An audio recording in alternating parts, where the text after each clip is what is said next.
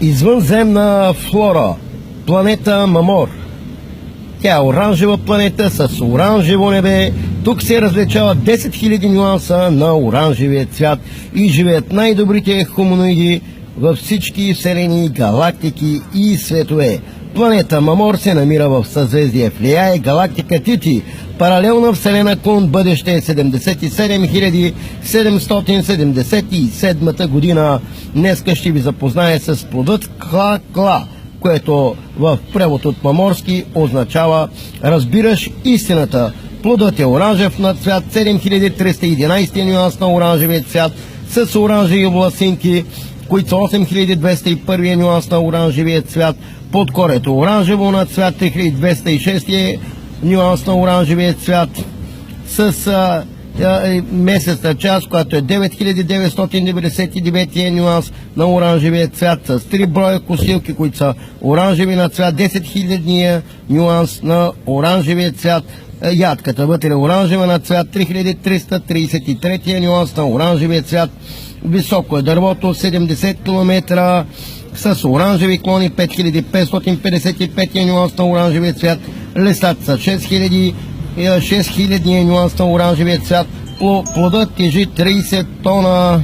Костилката тежи 3 тона. Плодът е с вкус между банан и ананаса. Ядката е с вкус на лешник. Яде се от земляни, за да достигнете до истината, да я разберете. Винаги достигаш до истината и разбираш. Невероятно вкусен плод.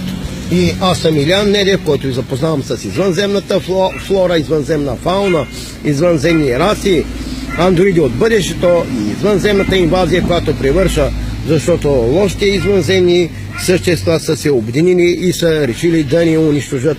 Макар че в момента има много добри същества, но борбата е жестока, така ще има галактични битки. Те започнаха и тук ще видите такива неща, които не сте виждали. Не ми вярвате, но бъдещето ще покаже, че аз съм прав, но късно ще бъде.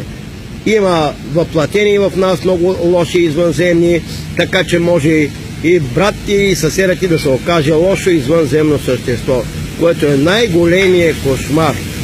Даже Библията има така загатнати няколко неща, но Библията си е просто една сатанинска книга от лошите извънземни, за да наконтролират изобщо всички така наречени свети книги са за тотален контрол на хората и манипулацията.